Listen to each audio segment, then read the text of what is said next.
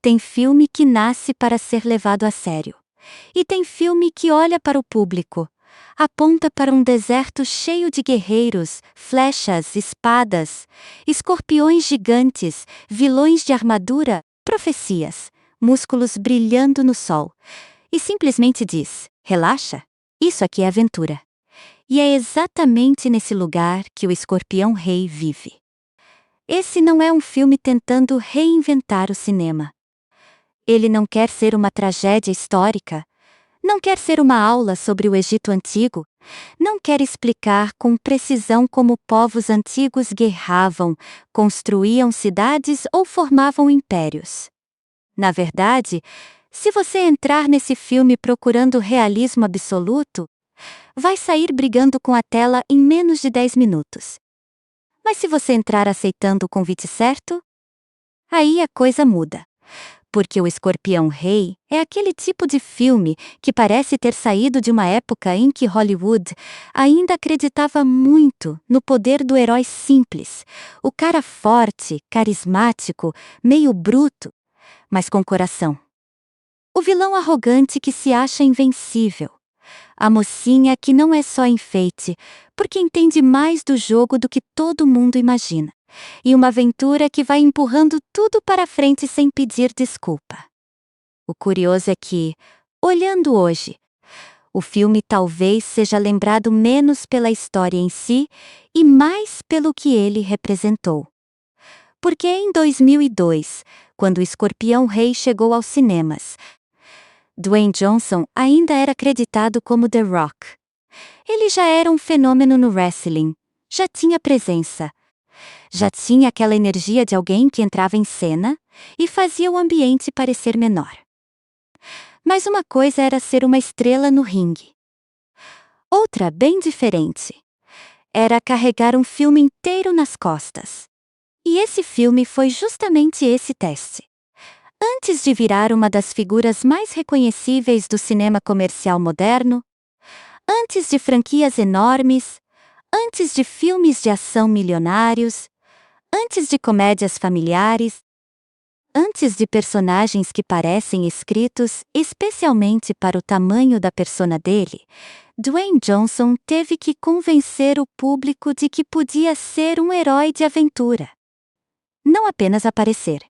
Não apenas lutar, mas segurar o olhar da câmera, conduzir a jornada, fazer piada, sofrer, se apaixonar, liderar uma rebelião e ainda parecer natural fazendo tudo isso no meio de areia, fogo e espada. E aí está uma das coisas mais interessantes sobre o Escorpião Rei. Ele funciona quase como um cartão de visita. Não é só a origem de um personagem dentro de uma fantasia de ação. É também a origem de uma carreira cinematográfica. O filme pega aquele vilão monstruoso que tinha aparecido em O Retorno da Múmia e faz uma manobra curiosa. Volta no tempo, humaniza a figura, transforma um mito em herói e tenta explicar como aquele guerreiro chamado Matthaios poderia, um dia, se tornar uma lenda temida. Só que a palavra explicar aqui precisa ser usada com cuidado, porque o filme não está interessado em fazer uma construção profunda demais. Ele prefere a energia do conto contado ao redor da fogueira. Sabe aquela história exagerada, cheia de reviravolta, em que cada pessoa aumenta um detalhe quando repete? Aí ele sobreviveu no deserto. Aí ele enfrentou um exército. Aí ele entrou sozinho numa cidade dominada por um tirano. Aí ele desafiou uma profecia. É esse tipo de clima. O mundo de O Escorpião Rei parece construído para ser entendido rápido. Existe um tirano chamado Memnon, interpretado por Steven Brand, que está conquistando tudo com brutalidade e estratégia.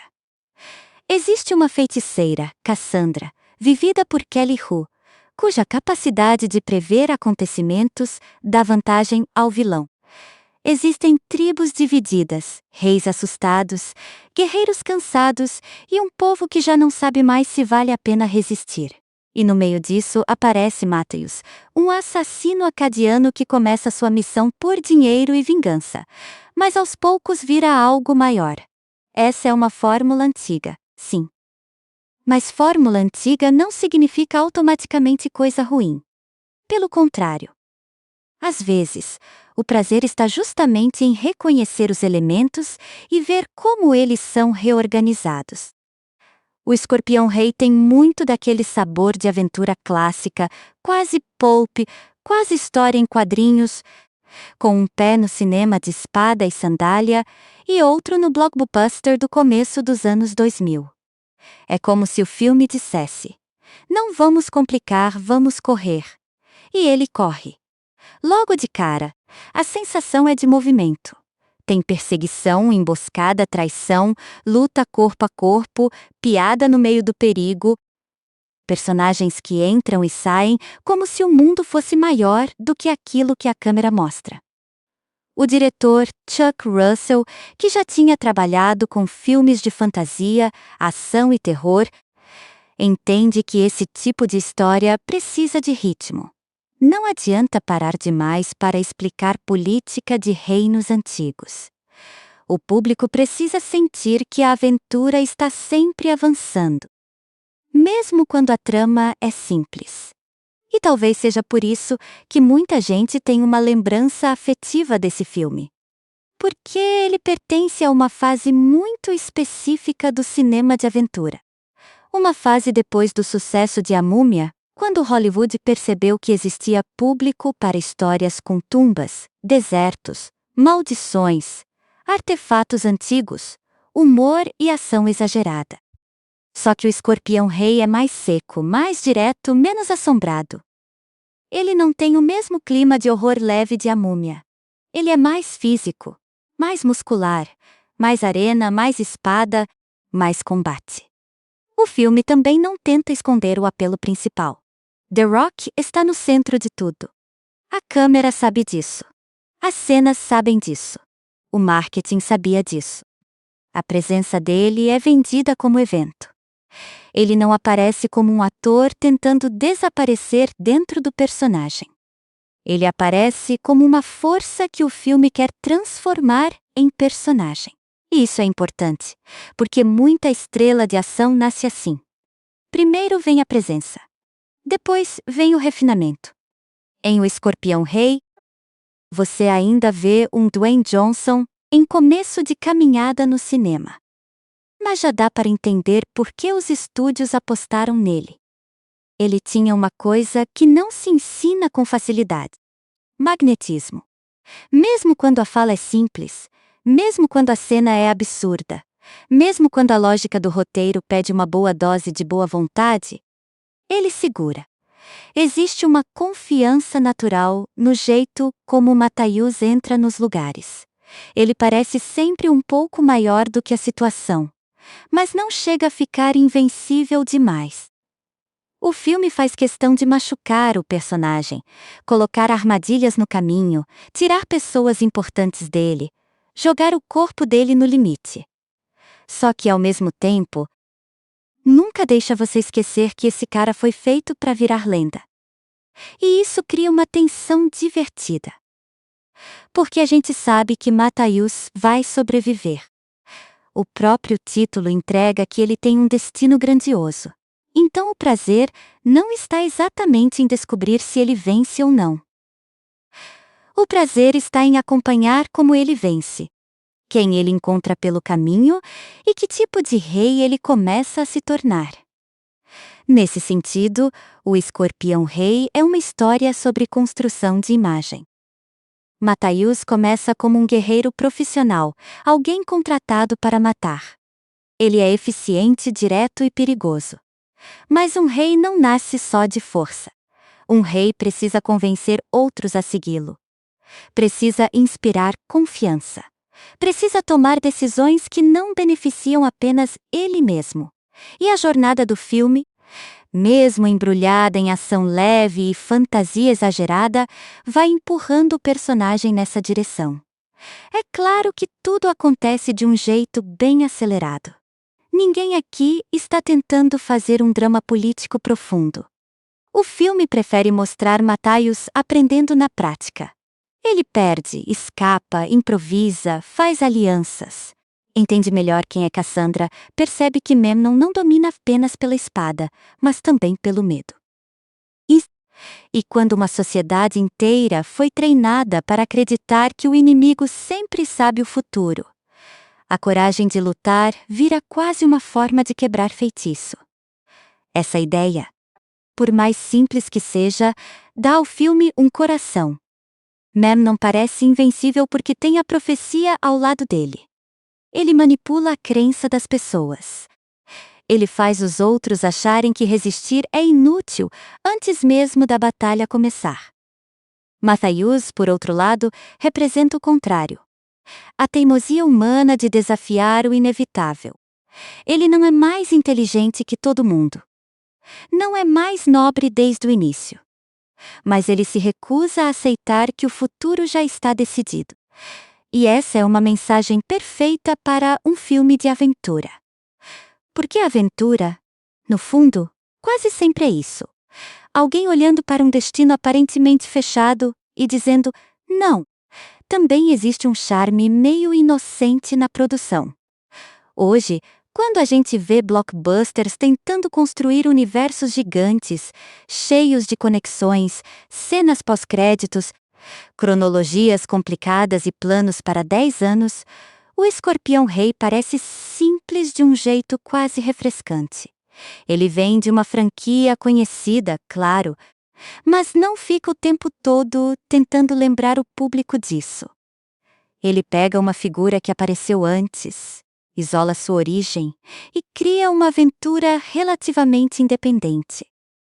Você não precisa estudar nada antes. Basta aceitar que Matthäus é um guerreiro lendário em um mundo brutal e fantasioso. E talvez por isso o filme seja tão fácil de reassistir. Ele não exige muito, mas entrega exatamente o tipo de energia que promete. Tem vilão teatral, tem aliado engraçado, tem guerreiro gigante, tem romance, tem traição, tem fuga impossível, tem batalha final. Tem aquela sensação de matinê, de filme para passar na televisão e prender a atenção mesmo quando você já sabe o que vai acontecer. Só que, por trás dessa simplicidade, dá para enxergar uma coisa maior. Hollywood estava testando uma nova estrela, e o teste deu certo o suficiente para mudar o caminho de Dwayne Johnson. Depois de O Escorpião Rei, ficou claro que ele não seria apenas um lutador fazendo participação em filme. Ele podia ocupar o centro do pôster. Podia ser vendido como protagonista. Podia carregar uma aventura inteira com carisma físico, humor e presença. Isso não significa que o filme seja perfeito. Longe disso. Ele tem exageros, efeitos que envelheceram, diálogos que às vezes parecem escritos para soar legais antes de soar naturais. Personagens secundários que poderiam ter mais espaço. E uma visão de mundo antigo totalmente fantasiosa. Mas existe uma diferença grande entre um filme limitado e um filme sem identidade. O Escorpião Rei tem identidade. Ele sabe o que é. Ele abraça sua própria bobagem com tanta convicção que, em muitos momentos, fica difícil não entrar na brincadeira. E essa talvez seja a melhor forma de assistir. Não como uma reconstrução histórica, não como uma obra épica profunda, mas como uma aventura de origem. A origem de Matthäus. A origem de um rei. E, de certa forma, a origem de um tipo de astro que dominaria boa parte do cinema popular nas décadas seguintes. Quando a gente volta para O Escorpião Rei hoje, não está só voltando para uma história de deserto, espada e vingança. Está voltando para um momento em que Dwayne Johnson ainda estava provando que podia atravessar a ponte entre o ringue e Hollywood. Está voltando para um blockbuster menor, mais direto, menos preocupado em parecer importante. Um filme que pega um mito sombrio de outra franquia e transforma em herói de aventura. sem muita cerimônia, sem muita explicação, mas com muita vontade de entreter. E, gostando ou não, isso já faz dele uma peça curiosa na história do cinema comercial dos anos 2000. Porque antes de Dwayne Johnson virar sinônimo de franquia, explosão, selva, carro, desastre, comédia de ação e protagonista praticamente indestrutível, ele precisou primeiro vestir couro, levantar uma espada, enfrentar um império no meio do deserto e convencer o público de que aquele guerreiro chamado Matthäus merecia ser lembrado como o Escorpião Rei. Antes de O Escorpião Rei existir como filme próprio, ele existia como promessa. E não uma promessa tranquila, pequena, escondida. Era uma promessa barulhenta, do tipo que Hollywood adora quando percebe que encontrou uma coisa que pode render mais do que o plano inicial. Para entender isso, precisa voltar um pouco para a Múmia e, principalmente, para o Retorno da Múmia. Porque foi ali que o nome Escorpião Rei ganhou força dentro desse universo. A franquia já tinha uma mistura muito particular. Aventura arqueológica, fantasia sobrenatural, humor, romance, monstros digitais, tumbas amaldiçoadas e aquela energia de matinê que não tinha vergonha de ser exagerada. Era terror? Um pouco. Era comédia? Às vezes. Era ação? Bastante. E o público comprou essa mistura. Quando o Retorno da Múmia apresentou a figura do Escorpião Rei, ele não apareceu como um herói tradicional. A imagem era outra. Um guerreiro antigo, ligado a uma maldição, com uma presença quase mitológica. No começo, ele surgia como líder de exércitos. No final, virava uma criatura híbrida, parte homem, parte escorpião. Dentro daquela lógica grandiosa e digital que o blockbuster do começo dos anos 2000 adorava usar. E mesmo com pouco tempo de tela, a ideia ficou martelando. Quem era aquele cara antes de virar lenda? Como alguém chega nesse ponto? Que tipo de história poderia existir por trás daquele nome? Hollywood ouviu essa pergunta e respondeu do jeito mais direto possível, fazendo um spin-off. Só que o Escorpião Rei não é apenas um derivado qualquer. Ele é, ao mesmo tempo, um spin-off e uma espécie de prequel dentro da franquia de A Múmia. Ele volta para antes da imagem monstruosa, antes da maldição, antes do personagem ser lembrado como uma figura sombria. O filme decide olhar para Matthäus quando ele ainda era humano, quando ainda tinha escolhas, quando ainda podia ser visto não como ameaça sobrenatural, mas como protagonista de aventura. Essa decisão muda tudo. Porque em O Retorno da Múmia, o Escorpião Rei é quase um símbolo de perigo antigo. Em O Escorpião Rei, Matthäus é um herói em construção. A história não está interessada em mostrar imediatamente como ele se torna aquela figura trágica ligada a Anubis. O foco é outro. O filme quer pegar o carisma de The Rock, colocar esse carisma em um mundo de espada e fantasia e transformar uma presença que antes era quase assustadora em um personagem que o público pudesse acompanhar, torcer e até achar divertido. É uma manobra muito típica de Hollywood, quando um personagem chama atenção além do esperado. Você percebe que existe uma imagem forte ali, um ator com potencial, um nome que já ficou na cabeça do público, e pensa: dá para fazer mais. E no caso de Dwayne Johnson, essa aposta tinha um ingrediente ainda mais chamativo. Ele já era uma estrela, só que de outro universo: o wrestling. Na época, o nome The Rock carregava uma força própria. Quem acompanhava a luta livre sabia o que aquilo significava. Ele não era só um atleta grande e carismático. Era um performer. Um cara que sabia falar, provocar, dominar uma plateia, controlar reação, transformar presença física em espetáculo.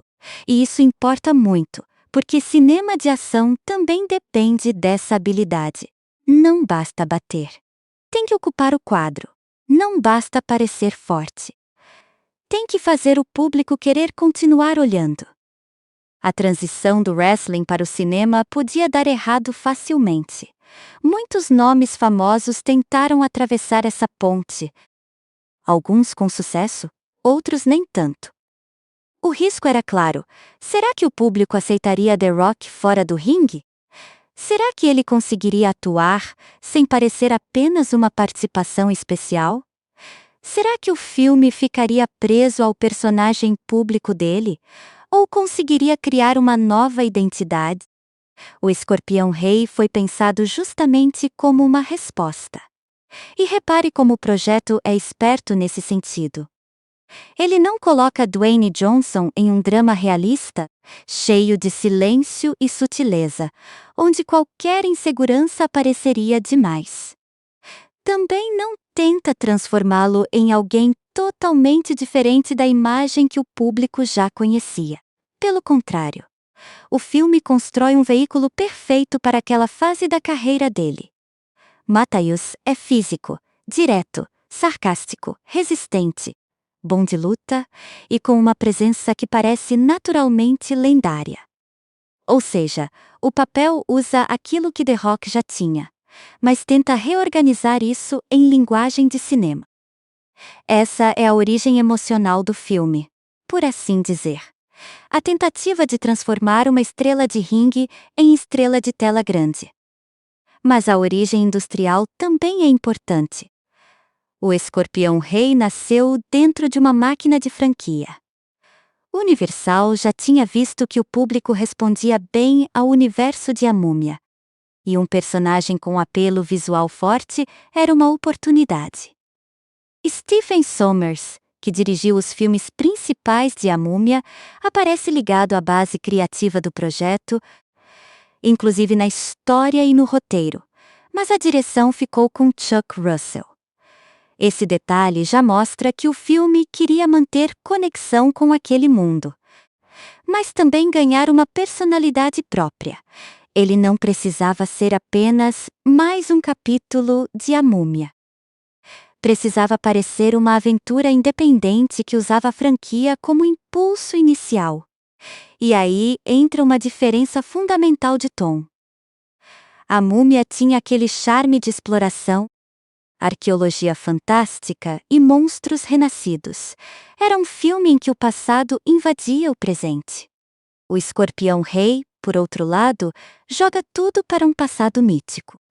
Não existe a sensação de pessoas modernas descobrindo segredos antigos. Aqui, o mundo inteiro já é antigo. O deserto não é mistério arqueológico, é território vivo. As cidades não são ruínas, são reinos em disputa. A magia não é algo acordado por acidente, ela já faz parte da política, da guerra, do medo. Isso dá ao filme um sabor mais próximo da fantasia heróica. Menos Indiana Jones, mais Conan. Menos arqueólogos correndo de múmias, mais guerreiros cruzando a areia para derrubar tiranos. E essa escolha faz sentido, porque o personagem pedia isso. Matthäus não combina com biblioteca, mapa e escavação.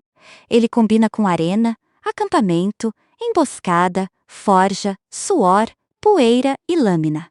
O roteiro também simplifica bastante a mitologia para funcionar como aventura direta.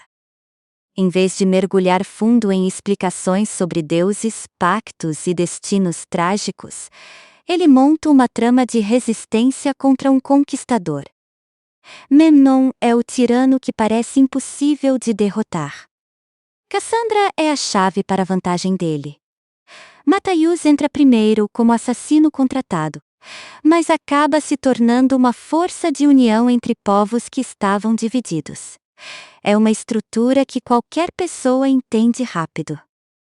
E isso era essencial para um filme que queria vender ritmo, não complexidade. Tem uma coisa quase artesanal nessa simplicidade. O filme não fica pedindo que você decore nomes demais, linhagens demais, regras demais. Ele sabe que o público veio para ver uma aventura com The Rock. Então entrega isso com velocidade.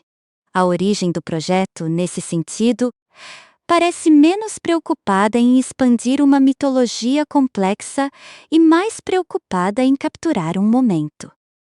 Um personagem conhecido o bastante para chamar atenção. Um ator famoso o bastante para gerar curiosidade. Uma franquia forte o bastante para dar confiança ao estúdio. E um gênero que permitia exagero. Só que existe uma ironia interessante aqui. O escorpião rei original de O Retorno da Múmia era lembrado por muita gente também por causa dos efeitos digitais, especialmente no clímax. A criatura final se tornou uma imagem marcante, mas também muito comentada com o passar do tempo, porque os efeitos envelheceram de um jeito bem visível. Já o filme solo tenta fugir um pouco disso. Claro que existem efeitos e fantasia, mas o centro é mais físico. O corpo de Dwayne Johnson, as lutas, os cenários, os figurinos, as quedas, as flechas, as explosões de areia. O filme parece querer dizer: vamos tirar esse personagem do digital e colocar ele de volta no corpo. E isso ajuda a explicar por que Matthäus funciona melhor aqui do que talvez funcionasse se o filme insistisse demais na criatura. Como herói humano, ele tem humor, desejo, dor, arrogância, medo disfarçado, orgulho ferido. Como monstro digital, ele era obstáculo. Como homem, ele vira história. A escolha de fazer um prequel também permite ao público esquecer por um momento o destino sombrio associado ao nome. A gente não está vendo apenas uma peça que levará inevitavelmente à queda. O filme prefere tratar Matthäus como lenda em ascensão. Isso cria uma liberdade curiosa. Ele pode ser mais leve, pode fazer piada, pode se envolver romanticamente, pode tomar decisões nobres, pode formar laços. A tragédia futura, se você lembrar dela, fica em algum lugar distante, quase como uma sombra que o próprio filme não está interessado em encarar de frente. E talvez isso incomode quem queria uma ligação mais profunda com o Retorno da Múmia. Porque o escorpião rei não se comporta como uma ponte dramática muito detalhada. Ele não passa o tempo todo preparando a transformação do personagem em uma figura maldita. Ele prefere ser filme de aventura. E, honestamente, essa escolha define tudo: os pontos fortes e os pontos fracos. O ponto forte é que ele tem leveza. Não fica preso a uma obrigação pesada de explicar cada pedacinho da mitologia. O ponto fraco é que a conexão com a franquia às vezes parece mais comercial do que emocional. A história poderia existir com outro nome, em outro universo, e ainda funcionaria de maneira parecida. Mas esse também é o truque. O nome Escorpião Rei dá ao filme uma marca, uma aura, um gancho. Sem esse nome, talvez fosse apenas mais uma aventura de espada no deserto. Com esse nome, vira parte de algo maior. E em 2002, isso fazia bastante sentido. O cinema comercial estava vivendo uma fase em que franquias, spin-offs e personagens derivados começavam a ficar cada vez mais importantes, mas ainda não do jeito hiperplanejado que veríamos anos depois. O Escorpião Rei não parece parte de um tabuleiro gigantesco desenhado por décadas. Ele parece uma oportunidade aproveitada rápido. O público gostou da ideia. The Rock estava em alta. O gênero estava funcionando. Então vamos fazer. Esse tipo de projeto carrega uma energia diferente. Ele não nasce como peça de museu. Nasce como entretenimento. Nasce para capitalizar um momento. E isso não é necessariamente uma crítica. Muitos filmes populares nascem assim. A diferença está em saber se eles conseguem sobreviver ao próprio cálculo comercial. O Escorpião Rei, com todas as limitações, sobrevive porque tem uma identidade muito clara.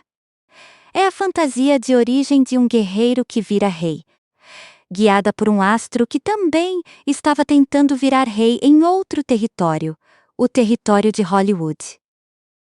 Essa camada quase paralela é o que deixa o filme mais interessante hoje. Na superfície, Matthaios está tentando derrubar Memnon e mudar o destino de povos dominados pelo medo. Fora da tela, Dwayne Johnson estava tentando provar que sua carreira não terminava quando ele saía do ringue. O personagem e o ator estavam atravessando uma espécie de rito de passagem ao mesmo tempo. E talvez seja por isso que o filme tenha uma força de documento pop. Ele registra um começo. Não o começo de Dwayne Johnson como figura famosa, porque isso já existia, mas o começo dele como protagonista de cinema. E protagonistas de cinema não nascem apenas quando recebem um papel. Eles nascem quando o público aceita olhar para eles por 90 minutos e pensar: sim, eu acompanharia outra aventura com esse cara. O Escorpião Rei foi esse convite. Ele pegou um personagem que era praticamente uma ameaça mitológica, voltou no tempo, tirou o monstro da frente, colocou o homem no centro e apostou que aquele homem poderia carregar uma história. E mesmo que o roteiro fosse simples, mesmo que o mundo fosse fantasioso demais, mesmo que a ligação com a múmia fosse mais um ponto de partida do que uma explicação profunda, a aposta tinha algo poderoso. Ela entendia que carisma também é matéria-prima de franquia. No fim, a origem de O Escorpião Rei não está só em uma sala de roteiro, nem apenas em uma decisão de estúdio. Está naquele momento raro em que Hollywood olha para uma figura popular e tenta imaginar um futuro maior para ela. Um futuro com cartazes, trailers, sequências, bilheteria, fãs e personagens feitos sob medida para uma presença específica. E Matthaios foi o primeiro grande passo nessa direção. Antes de virar o rosto de tantas aventuras modernas, Dwayne Johnson precisou nascer cinematograficamente como um guerreiro acadiano em um mundo de areia e profecia. E antes do público conhecer o astro de ação global que ele se tornaria, conheceu esse herói meio bruto, meio irônico, meio lendário, que carregava uma espada como quem carrega uma promessa. A promessa de que The Rock podia ser mais do que The Rock. Podia ser o Escorpião Rei. Quando a gente olha para o Escorpião Rei, uma coisa fica clara bem rápido. Esse filme não foi dirigido como uma fantasia delicada. Ele não quer ser misterioso por muito tempo, não quer se esconder atrás de camadas complicadas, não quer que o público fique montando quebra-cabeça. Ele quer impacto, quer movimento. Quer que cada cena pareça estar empurrando a próxima. E isso combina muito com Chuck Russell. Chuck Russell já vinha de uma carreira interessante em filmes de gênero. Ele não era aquele diretor associado a dramas silenciosos ou histórias mínimas. O nome dele estava ligado a obras que brincavam com espetáculo, fantasia, horror, humor e exagero visual. Esse tipo de experiência faz diferença, porque o Escorpião Rei depende de uma coisa muito específica: tom. Se o diretor leva tudo sério demais, o filme fica ridículo sem querer. Se transforma tudo em piada, a aventura perde força. Então o segredo era achar um meio termo. Fazer o público acreditar na emoção da cena, mas sem fingir que aquilo é realismo histórico. E Russell entende esse jogo. A direção dele trata o mundo do filme como uma lenda em movimento. Tudo é um pouco maior do que deveria ser. As roupas parecem desenhadas para destacar corpos e silhuetas, não para reconstruir fielmente um período antigo. Os cenários existem para criar atmosfera, não para dar aula de arqueologia. As lutas são coreografadas para leitura rápida, para impacto físico, para aquele prazer direto de ver o herói entrar em desvantagem e sair quebrando tudo no improviso. O filme, visualmente, vive de calor. Poeira, sol, fogo, metal, pele suada, pedra, madeira, tenda, deserto. É um mundo seco, áspero, onde todo personagem parece ter passado o dia inteiro debaixo de um céu cruel. Isso ajuda a dar textura, mesmo quando a história é simples. A gente sente que aquele lugar é hostil. Não porque o roteiro explica longamente, mas porque a imagem insiste nisso. Ninguém ali parece confortável. Até os poderosos parecem cercados por ameaça. Só que essa direção também tem um lado muito consciente de entretenimento. Russell não filma Matthias como um homem comum. Ele filma como ícone. Quando Dwayne Johnson entra em cena, a câmera sabe que está apresentando uma presença. O corpo dele ocupa espaço. A postura é importante. O jeito de virar o rosto, de segurar a arma, de reagir a uma ameaça, tudo é construído para fazer o público pensar: esse cara aguenta o filme. E aí chegamos ao centro de tudo. Dwayne Johnson. Em O Escorpião Rei, ele ainda não é exatamente o ator polido que o público conheceria depois. Dá para sentir que existe uma transição acontecendo. Ele está aprendendo a diferença entre atuar para uma arena e atuar para uma câmera. No wrestling, a expressão precisa alcançar a última fileira. No cinema, às vezes um olhar já basta. E em alguns momentos do filme, dá para perceber essa adaptação. Algumas falas vêm com aquele peso de frase de efeito. Algumas reações são bem marcadas.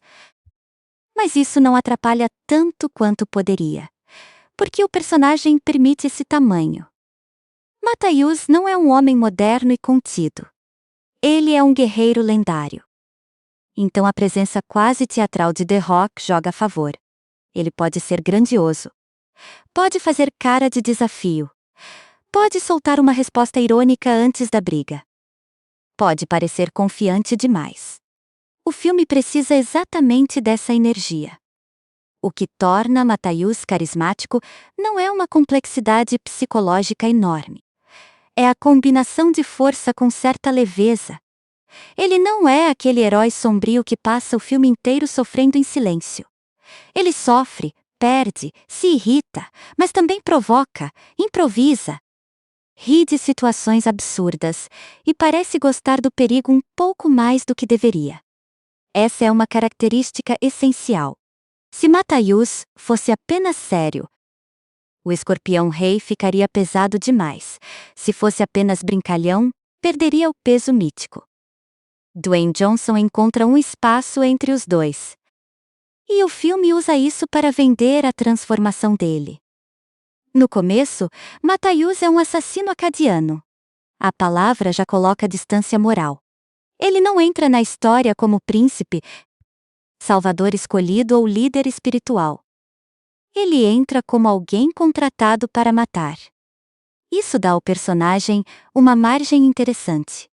Ele não precisa ser nobre desde o primeiro segundo. A nobreza vai sendo construída quando ele percebe que a missão original não explica tudo. Conforme ele entende o alcance da tirania de Memnon e a importância de Cassandra, Matthias deixa de ser apenas uma lâmina alugada e começa a virar símbolo de resistência. Essa mudança funciona porque o personagem não abandona totalmente sua natureza. Ele continua sendo bruto, direto e impulsivo. Só aprende a direcionar isso para algo maior. Kelly Hu, como Cassandra, é uma peça fundamental para esse equilíbrio. Em muitos filmes de aventura antigos, a personagem feminina correria o risco de ser apenas interesse romântico ou recompensa para o herói. Cassandra até ocupa o espaço do romance, claro, mas ela tem uma função mais importante dentro da trama. Ela é a arma estratégica de Memnon. Sua capacidade de prever acontecimentos alimenta o domínio do vilão. Enquanto Memnon tem Cassandra ao seu lado, ele parece invencível, porque vence batalhas antes mesmo de entrar nelas. Isso torna Cassandra uma personagem presa em uma posição complicada. Ela não está apenas fisicamente dentro do poder de Memnon. Está simbolicamente ligada à força dele. O medo que as pessoas sentem do vilão passa por ela. A fama de que ele não pode ser derrotado passa por ela. Então, quando Matthaius se aproxima de Cassandra, não é só um romance surgindo. É a vantagem do tirano começando a escapar pelos dedos. Kelly Hu traz uma presença mais calma, mais observadora.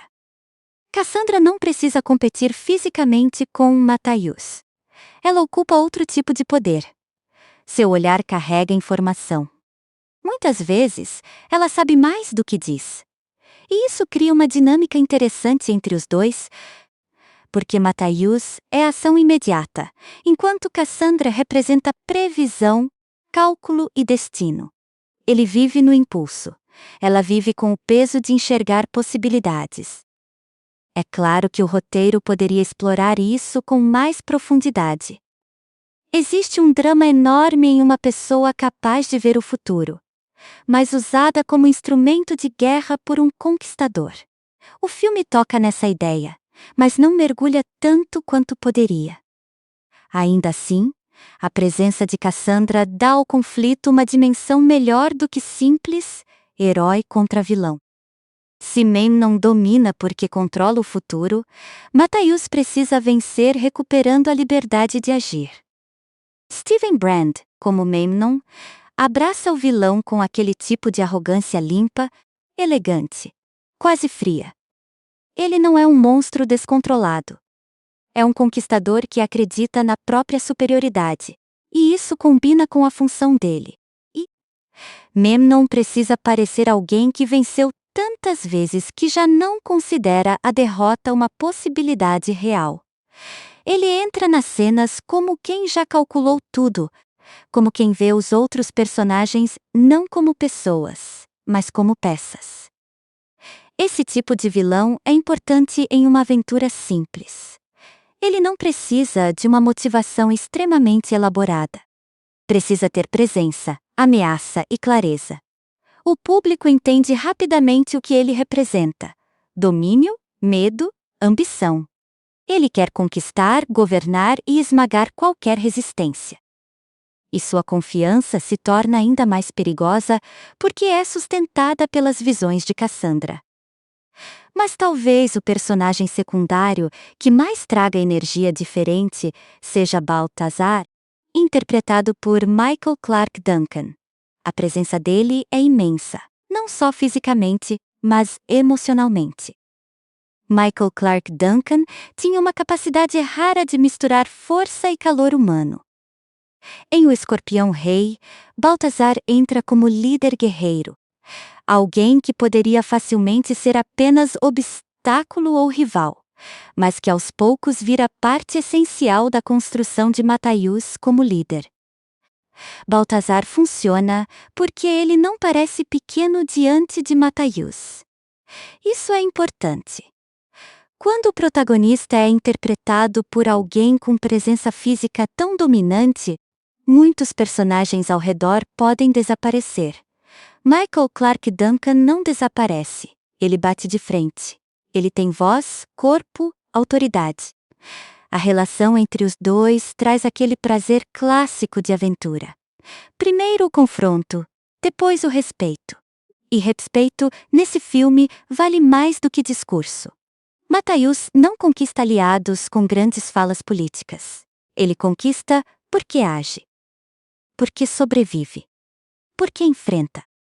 Porque mostra coragem diante de quem já tinha aceitado o medo como regra.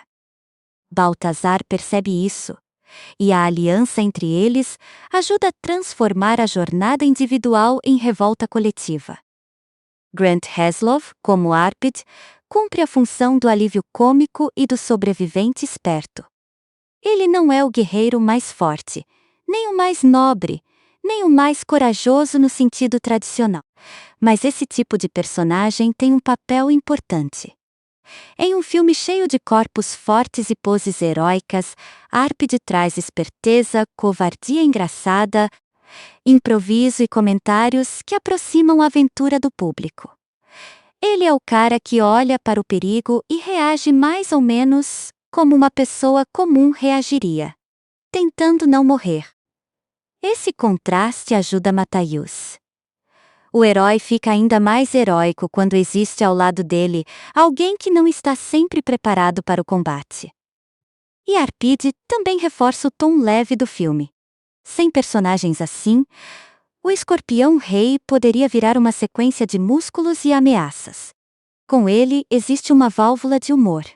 O elenco, no geral, trabalha dentro de arquétipos bem definidos. O herói guerreiro, a vidente presa ao tirano, o conquistador cruel, o aliado poderoso, o companheiro cômico, os reis e líderes divididos. Isso pode parecer simples, e é. Mas em uma aventura desse tipo, arquétipos não são necessariamente falhas. Eles são atalhos narrativos. O público entende rapidamente quem é quem, e o filme pode gastar energia com movimento. O problema aparece quando alguns personagens ficam perto demais da função e longe demais da personalidade. Nem todos têm o mesmo espaço para respirar. Alguns entram, cumprem uma tarefa e saem. A mitologia dos povos e tribos poderia ser mais rica. As diferenças culturais dentro daquele mundo fantasioso poderiam ter mais peso. Mas o filme não está buscando esse tipo de densidade. Ele quer um tabuleiro claro para Matthäus atravessar. E isso conversa com a direção de Chuck Russell. Ele não tenta transformar cada personagem secundário em um estudo profundo. Ele trabalha com figuras reconhecíveis, quase como peças de uma pintura de aventura antiga. O prazer está na composição.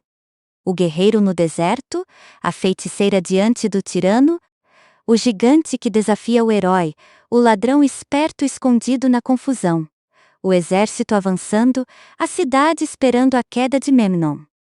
A visão do filme é menos psicológica e mais mítica. Só que mito, aqui, não significa solenidade total. O Escorpião Rei tem um pé no exagero divertido o tempo inteiro. Matthäus pode atravessar situações absurdas, escapar de mortes improváveis, sobreviver a golpes que derrubariam qualquer pessoa normal. Mas esse é o pacto. O filme apresenta um mundo onde a lógica do herói é maior que a lógica do real. E quando você aceita isso, as escolhas de estilo começam a fazer sentido. A câmera não quer mostrar vulnerabilidade cotidiana. Quer mostrar energia lendária. A montagem não quer contemplação, quer avanço. A música não quer sutileza total. Quer empurrar a aventura. O figurino não quer precisão. Quer impacto visual. O elenco não quer naturalismo absoluto. Quer presença. E dentro desse conjunto, Dwayne Johnson se torna a peça central, porque ele representa exatamente o tipo de cinema que o filme está tentando fazer. Um cinema de estrela. Um cinema em que o corpo do protagonista já conta parte da história antes mesmo da fala. Quando Matthäus aparece, você entende que ele foi construído para sobreviver a esse mundo. Ele parece pertencer à areia, à luta, ao calor, ao excesso. Mas o detalhe que salva o personagem de virar só uma estátua musculosa é o humor. Dwayne Johnson sempre teve facilidade com timing cômico, e o Escorpião Rei já mostra isso em estágio inicial. A forma como ele reage a situações perigosas, a impaciência com Arpid, a química provocativa com Cassandra, a confiança quase irritante diante dos inimigos. Tudo isso dá vida. O filme percebe que força sem charme cansa. Então deixa Matthäus ser divertido. Essa talvez seja a maior inteligência do elenco e da direção. Ninguém está tentando fazer Shakespeare no deserto. Eles estão fazendo uma aventura pop com sabor antigo. E quando cada pessoa entende o filme em que está, o resultado ganha coerência. Steven Brand faz o vilão que a história precisa. Kelly Hu dá mistério e elegância à peça central do conflito.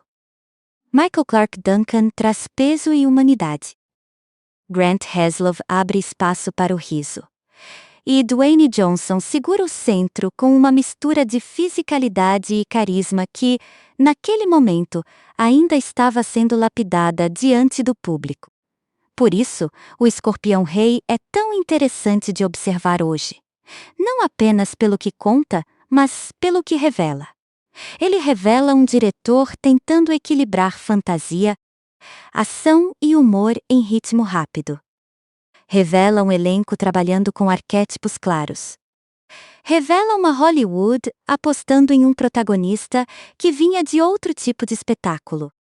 E revela Dwayne Johnson descobrindo, cena por cena, como transformar a energia de The Rock em presença cinematográfica.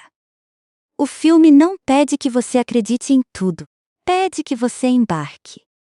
E grande parte desse convite vem justamente do elenco. Porque em uma história simples, carisma vira combustível. Sem carisma, o Escorpião Rei seria só areia, espada e cenário. Com carisma, vira uma aventura lembrada não pela complexidade, mas pela sensação de diversão direta. E no centro dessa diversão está Matthias, um herói que começa como assassino. Atravessa o deserto como sobrevivente. Desafia um conquistador como rebelde. E, aos poucos, aprende que uma coroa não nasce apenas da vitória. Nasce da capacidade de fazer outros acreditarem que a vitória ainda é possível. Uma coisa que chama atenção em O Escorpião Rei é que ele parece um filme feito para ser sentido antes de ser analisado. Você não entra nele pensando primeiro em estrutura, contexto industrial, estratégia de franquia ou arco dramático. Você entra sentindo calor, poeira, barulho de metal, cavalo correndo, flecha passando perto, gente gritando em acampamento, corpo sendo jogado contra a parede, areia grudando em tudo. É um filme que tenta criar um mundo físico, mesmo quando a lógica histórica não é o foco. E isso é muito importante, porque a produção precisava vender uma ilusão simples, a de que aquele universo existia tempo suficiente para Matthias atravessá-lo como lenda. O filme trabalha com um tipo de fantasia que não depende apenas de magia visível. A magia existe, claro, principalmente em torno de Cassandra e da ideia de previsão. Mas o encanto principal vem da construção de atmosfera. As cidades, os desertos, as tendas, os palácios, os mercados e os campos de batalha formam um espaço onde tudo parece feito para aventura. Não é um mundo cotidiano. É um mundo de perigo permanente. E para esse tipo de história, cenário não é só fundo. Cenário é motor. Quando Matthias caminha por esse ambiente, a gente precisa acreditar que qualquer canto pode esconder uma armadilha. Uma tenda pode virar lugar de negociação. Um corredor pode virar emboscada. Uma festa pode virar confronto. Uma fortaleza pode virar prisão. O deserto pode ser caminho, castigo e prova de resistência ao mesmo tempo. O filme entende isso e usa o espaço como se cada ambiente fosse uma fase nova da jornada.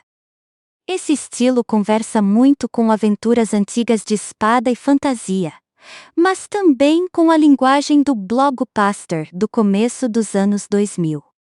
Naquela época, havia uma confiança enorme em misturar efeitos digitais, cenários construídos, locações desérticas, figurino estilizado e ação física. O Escorpião Rei nasce exatamente nesse ponto de transição. Ele ainda quer ter peso corporal, ainda quer mostrar gente lutando, caindo, rolando, pulando e batendo. Mas também aceita o exagero visual que a tecnologia permitia. O resultado tem altos e baixos. E isso faz parte do charme e das limitações do filme. Nas cenas de luta mais físicas, a energia funciona melhor. Dwayne Johnson tinha um corpo treinado para performance. Ele sabia cair, vender impacto, transformar movimento em espetáculo. Isso vem diretamente do wrestling, mas no cinema precisa ser reorganizado. No ringue, tudo é feito para uma plateia ao vivo perceber de longe. No filme, a câmera aproxima, corta, escolhe ângulo, controla ritmo. Então a ação de O Escorpião Rei tenta aproveitar o que The Rock já fazia bem. Presença, força, explosão, reação exagerada na medida certa. Só que a luta cinematográfica também precisa de clareza.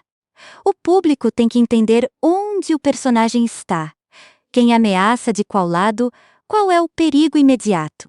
E Chuck Russell geralmente prefere uma ação fácil de acompanhar. Não é aquele tipo de montagem caótica, em que você só vê pedaços de corpo se mexendo e precisa imaginar o resto. Aqui, a ação quer ser legível. Matthäus entra em uma situação, o problema aparece, ele improvisa, apanha um pouco, reage e vira o jogo. Essa estrutura se repete várias vezes, mas funciona porque combina com o herói. Matthäus é um personagem de solução direta. Ele não passa meia hora montando um plano minucioso. Muitas vezes, ele começa com um plano, o plano dá errado, e aí ele resolve no braço, na coragem e na teimosia. Isso cria uma ação com gosto de improviso. O prazer não está só em ver o herói vencer, mas em ver como ele se vira quando tudo sai do controle. E quase tudo sai do controle. Essa é uma das regras invisíveis do filme. Se Matthäus entra em algum lugar para fazer algo simples, pode apostar que a situação vai explodir. Se ele tenta eliminar alguém de forma rápida, a missão complica. Se tenta escapar, aparece outro obstáculo. Se acha que tem vantagem, descobre que Memnon já estava 2 passos à frente. E se Cassandra parece estar apenas acompanhando os acontecimentos, logo fica claro que a presença dela muda completamente o peso do conflito. A produção de ação se organiza ao redor desse movimento constante. O filme não quer que o espectador fique confortável por muito tempo. Sempre há uma mudança de espaço, uma nova ameaça, uma nova perseguição, uma nova promessa de confronto. Isso ajuda a mascarar a simplicidade do roteiro. Quando a história é direta, o ritmo precisa trabalhar dobrado. Se o filme parasse demais, talvez o público começasse a perceber o quanto a trama é básica. Então ele segue andando. A construção visual dos personagens também merece atenção. Matthäus é desenhado como herói de silhueta imediata. Figurino simples, corpo exposto, armas à vista, cabelos soltos, postura de guerreiro. Ele precisa ser reconhecível de longe. Memnon, por outro lado, tem uma imagem mais régia, mais controlada, mais associada à autoridade. Cassandra aparece com uma composição que mistura beleza, mistério e aprisionamento simbólico. Baltazar tem presença de líder tribal, alguém que parece nascer do próprio campo de batalha. Nada disso é sutil, e nem precisa ser. O filme trabalha com leitura rápida. Em poucos segundos, o público entende o papel de cada figura. Essa é uma linguagem quase de quadrinho, quase de pôster. O design dos personagens não pede interpretação demorada. Ele comunica imediatamente. E isso também vale para Memnon como vilão. A produção precisa fazer com que ele pareça poderoso antes mesmo de mostrar todas as conquistas. Como fazer isso? Cercando o personagem de estrutura. Guardas, palácio, rituais de poder, pessoas com medo, Cassandra ao lado, espaços que parecem organizados em torno da vontade dele. Memnon não é apenas um homem forte. Ele é um sistema. A mise-en-scène, mesmo sem usar esse termo na narração do filme, ajuda o público a sentir isso. Todo lugar dominado por Memnon parece ter sido dobrado à sua autoridade. Matthäus, em contraste, vem do mundo aberto. Deserto, pedra, acampamento, estrada. Ele não pertence a palácio. Ele não entra em cena cercado de luxo. A força dele é móvel. Ele aparece, ataca, foge, sobrevive. Essa oposição visual entre poder fixo e poder selvagem é simples, mas eficiente. Memnon controla espaços. Mataios atravessa espaços. Memnon ocupa o centro do domínio. Mataios vem pelas bordas, pelas frestas, pelos lugares onde o tirano ainda não conseguiu prever tudo. E é aí que a produção encontra uma boa tradução visual para o tema do filme. O futuro de Memnon parece fechado, calculado, protegido. O futuro de Mataios é imprevisível, porque ele vive no risco. Cassandra consegue ver possibilidades. Mas Matuz é o tipo de pessoa que muda a situação justamente porque age quando seria mais seguro parar. As cenas envolvendo Cassandra trabalham uma energia diferente. Quando ela está com Memnon, o ambiente fica mais frio no sentido emocional, mais controlado. Ela é tratada como recurso estratégico, quase como propriedade. Quando está com Mataios, o filme tenta abrir espaço para curiosidade, tensão, troca de provocações e um pouco de vulnerabilidade. Essa mudança é importante porque a personagem não pode ser só objeto de resgate. Ela precisa representar também a passagem de poder de um lado para outro. Tirar Cassandra de Memnon não é apenas salvar uma mulher. É tirar do tirano a certeza do futuro. O desafio é que o filme tem pouco tempo para aprofundar tudo. Então muitas relações avançam rápido. A confiança surge rápido. O romance surge rápido. As alianças se reorganizam rápido. O mundo muda rápido. Mas essa velocidade faz parte da proposta. O Escorpião Rei não quer ser uma série épica de várias temporadas. Ele quer ser uma aventura fechada, com começo, escalada e clímax. Em vez de complexidade, aposta em impulso. E no campo dos bastidores criativos, essa parece ter sido a filosofia geral. Fazer um filme que não perdesse tempo pedindo licença. A ação é desenhada para exibir o protagonista. Isso pode soar óbvio, mas é essencial. Muitos filmes de estreia de astro erram porque escondem demais a principal atração, ou tentam disfarçar limitações de forma insegura. O Escorpião Rei faz o contrário. Ele coloca The Rock no centro e diz: é isso. As cenas são construídas para mostrar o corpo dele em movimento, a cara dele reagindo, o humor dele surgindo, a força dele resolvendo problemas. O filme não tem vergonha de ser veículo de estrela, e essa honestidade ajuda. Porque o público percebe quando um filme sabe o que está vendendo. O Escorpião Rei vende Dwayne Johnson como herói de ação mitológico. Vende espada, areia, aventura, humor e romance. Vende uma fantasia simples de resistência contra a tirania. Vende a imagem de um homem que parece capaz de sobreviver a qualquer armadilha. E, na maior parte do tempo, entrega exatamente isso. Claro que algumas escolhas envelheceram. Certos efeitos digitais têm aquela cara específica do começo dos anos 2000, quando o CGI já permitia muita coisa. Mas ainda nem sempre se integrava perfeitamente ao ambiente físico. Algumas cenas parecem mais artificiais hoje do que provavelmente pareciam na época. Certos momentos de humor também carregam uma marca muito daquele período. E alguns diálogos têm aquele peso de frase pronta para trailer, como se o personagem estivesse sempre a um passo de virar slogan. Mas existe uma diferença entre envelhecer mal e virar peça de época. Em muitos momentos, o Escorpião Rei virou peça de época. Ele carrega o cheiro do seu momento. Não tenta parecer moderno para sempre. E talvez seja por isso que, ao reassistir, muita gente sinta nostalgia. O filme lembra uma fase em que aventuras médias ainda tinham espaço grande nos cinemas. Não precisava ser o maior universo do mundo. Não precisava ter 15 protagonistas. Não precisava abrir portas para uma mitologia infinita. Bastava uma estrela, um vilão, uma missão e um mundo estilizado o suficiente para parecer maior do que o orçamento. A produção também se beneficia da duração relativamente enxuta.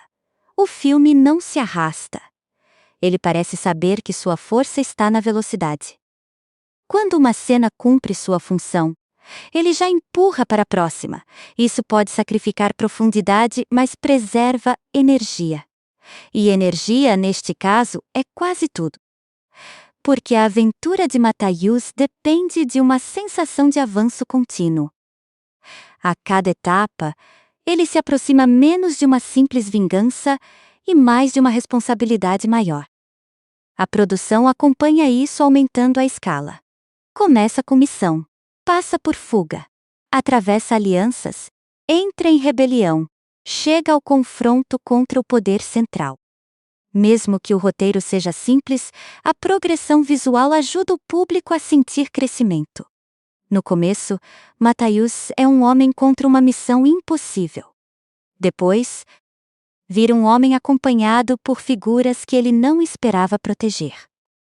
Em seguida, começa a reunir respeito. Por fim, se torna alguém em torno de quem outros podem lutar. A produção traduz essa mudança em espaços mais amplos, conflitos maiores e imagens mais coletivas. O herói deixa de ser apenas corpo em combate e vira símbolo dentro do quadro. Esse é o ponto onde o design de ação encontra a ideia de realeza.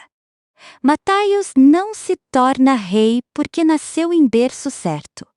Ele se torna rei porque passa pelo teste do fogo, da perda, da coragem e da liderança. O filme visualiza isso com aquilo que tem de mais direto: batalha, sobrevivência e presença. No fim, os bastidores criativos de O Escorpião Rei parecem guiados por uma pergunta simples: como transformar um guerreiro de origem em espetáculo cinematográfico? A resposta foi construir um mundo quente, perigoso e estilizado. Cercar o herói de personagens fáceis de reconhecer. Manter a câmera interessada no corpo e no carisma de Dwayne Johnson. Usar a ação como forma de desenvolvimento. E nunca deixar a aventura parada tempo suficiente para perder o brilho. Não é uma produção feita para parecer real. É uma produção feita para parecer lendária o bastante. E dentro desse objetivo, com todas as imperfeições, o Escorpião Rei entende seu próprio jogo. Ele pega a areia, o fogo, a espada e o exagero. Mistura tudo com o nascimento de uma estrela de ação e entrega uma aventura que vive menos na precisão dos detalhes e mais na força da imagem. A imagem de Matthäus atravessando um mundo brutal. Não porque sabe exatamente que tipo de rei será, mas porque ainda não aprendeu a fugir de uma luta que parece impossível. A história de O Escorpião Rei começa com uma ideia bem simples, mas muito eficiente para esse tipo de aventura. Existe um homem conquistando tudo, e ninguém sabe mais como parar esse homem. Memnon não é apresentado como um vilão pequeno. Ele já entra na trama como alguém que parece ter vencido antes mesmo da história começar. Reinos caíram, povos foram esmagados, líderes estão desesperados, a resistência existe, mas está quebrada, dividida, sem confiança. E esse detalhe é importante, porque o filme não começa mostrando um mundo em equilíbrio. Ele começa mostrando um mundo cansado, um mundo que já apanhou demais. A força de Memnon não vem apenas de soldados e armas. Isso qualquer tirano poderia ter. O que torna o domínio dele mais assustador é a sensação de que ele conhece o futuro. Por causa de Cassandra, sua feiticeira evidente, ele parece sempre um passo à frente. Antes de uma batalha começar, ele já sabe onde atacar. Antes de um inimigo se organizar, ele já parece entender a fraqueza. E quando as pessoas acreditam que seu inimigo não pode ser surpreendido, a derrota começa na cabeça, antes de chegar no campo de batalha. É aí que entram os acadianos. Mataius e seus companheiros são contratados para uma missão direta: matar a feiticeira de Memnon. A lógica é brutal, mas clara. Se Cassandra é o segredo das vitórias dele, eliminar Cassandra pode mudar a guerra. Não é uma missão honrada no sentido bonito da palavra. Não tem discurso heróico, não tem promessa de salvação, não tem bandeira tremulando. É assassinato por encomenda, feito por homens treinados para sobreviver onde outros morreriam. E isso já coloca Mataius em um lugar interessante. Ele não começa como salvador puro. Ele começa como ferramenta de guerra. O filme apresenta o personagem como alguém perigoso, competente e acostumado a fazer o que precisa ser feito. Só que a aventura de origem quase sempre começa assim. O herói ainda não sabe que é herói. Ele acha que está cumprindo uma tarefa. Mas a história já está preparando uma transformação. A missão leva Mataius para perto do coração do poder de Memnon. E o filme usa esse começo para mostrar duas coisas ao mesmo tempo. Primeiro, que Mataius é habilidoso o bastante para entrar em lugares impossíveis. Segundo, que Memnon não chegou ao topo por acaso. O vilão é cruel, sim, mas também inteligente, observador e organizado. Ele entende que o medo é uma arma tão útil quanto uma espada. Quando Mataius descobre que a feiticeira não é exatamente o que imaginava, a missão começa a mudar. Cassandra não aparece como monstro, nem como figura maléfica controlando guerras por prazer. Ela é uma mulher presa dentro do sistema de Memnon, usada como instrumento para manter o poder dele. Essa revelação desloca o conflito. Matar Cassandra já não parece solução simples. Na verdade, salvá-la pode ser mais importante do que eliminá-la. Esse é um ponto crucial da história, porque obriga Mataius a fazer algo que ele talvez não esperasse: escolher. Um assassino contratado não precisa pensar muito além do alvo. Mas Mataius começa a perceber que a realidade é mais complicada. Cassandra não é a fonte do mal. Ela é uma prisioneira útil ao mal. Memnon é quem transforma visões em conquista. Memnon é quem decide esmagar povos. Memnon é quem usa a crença no destino como ferramenta de domínio. Então a missão deixa de ser simplesmente cortar uma peça do tabuleiro e passa a ser virar o tabuleiro inteiro. Mas antes que Mataius possa entender tudo isso com calma, o filme faz o que sempre faz: joga problema em cima de problema. O plano não sai limpo. A violência explode. As alianças se desmancham. E Mataius sofre perdas que transformam a missão em algo pessoal. A morte de seu irmão Jessup aumenta o peso emocional da jornada. Até então, Mataius podia tratar aquilo como trabalho perigoso. Depois disso, não dá mais. Memnon deixa de ser apenas o tirano de outros povos e passa a ser uma ferida direta na vida dele. A vingança entra na história. E vingança é um combustível poderoso para a aventura. Só que o filme não deixa Mataius preso apenas a ela. A vingança empurra o personagem para frente, mas não é o destino final. Se fosse só isso, ele mataria Memnon por raiva e a história acabaria. O que acontece é mais amplo. A raiva abre a porta, mas o contato com Cassandra, Baltazar e os povos oprimidos transforma a raiva em responsabilidade. Antes disso, porém, Mataius precisa sobreviver. A sequência em que ele é deixado para morrer no deserto é uma daquelas situações clássicas de herói testado pela natureza. O deserto, nesse tipo de filme, não é só cenário bonito. É juiz. É inimigo sem rosto. Não negocia, não ameaça com discurso, não tem exército. Ele simplesmente existe, quente, vazio, indiferente. Ser jogado ali é ser reduzido ao básico: corpo, sede, dor, resistência. E Matthäus sobrevive porque esse é o tipo de personagem que o filme está construindo. Ele não vence por estar sempre no controle. Muitas vezes, ele vence porque se recusa a parar de respirar. Essa teimosia física é a base do mito dele. O homem que será lembrado como lenda não começa com coroa. Começa com areia na boca, ferida no corpo e raiva suficiente para continuar andando. No caminho, Arpide entra como figura de contraste. Ele não tem a imponência de Matthäus, nem a aura mística de Cassandra, nem a autoridade de Baltazar. Mas tem instinto de sobrevivência. E, nesse mundo, isso vale muito. Arpide representa um tipo de inteligência menos gloriosa, mas muito útil.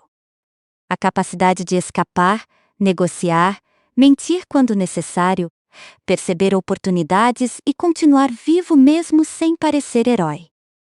A dinâmica entre Matthäus e Arpide funciona porque os dois pertencem a lógicas diferentes. Matthäus enfrenta. Arpide contorna. Matthäus se joga contra o perigo. Arpide procura a saída lateral. O filme usa essa diferença para criar humor, mas também para humanizar a jornada. Se todo mundo fosse guerreiro lendário, a aventura ficaria dura demais. Arpide lembra o público de que aquele mundo é absurdo e perigoso, e que talvez a reação mais sensata fosse correr. Só que Matthäus não é sensato nesse sentido. Ele segue atrás de Memnon, e a relação com Cassandra começa a ganhar espaço. O interessante é que Cassandra não é apenas alguém a ser carregada de um lugar para outro. Ela entende o funcionamento do poder de Memnon por dentro. Ela sabe como ele pensa. Sabe o peso que suas visões têm na guerra. E também sabe que sua própria liberdade é uma ameaça ao tirano. Enquanto ela estiver sob controle dele, Memnon parece invencível.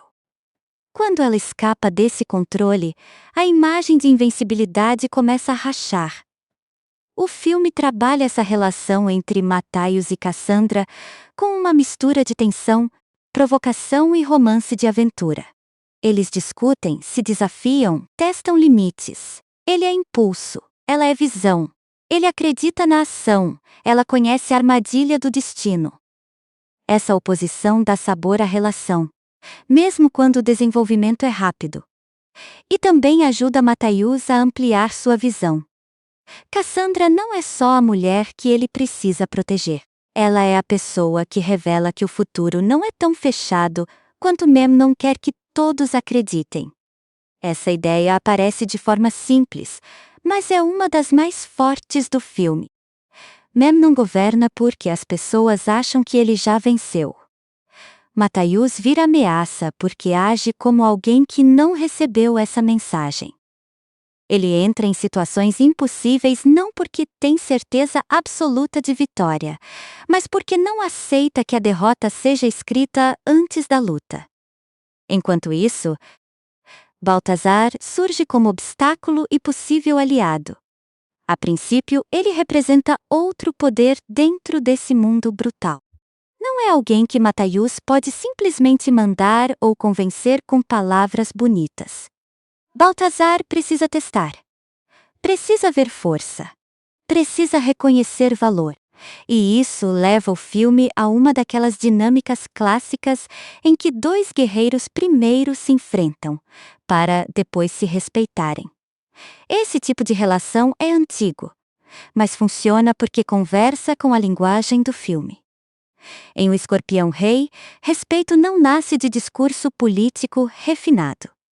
Nasce do corpo, da coragem, da sobrevivência.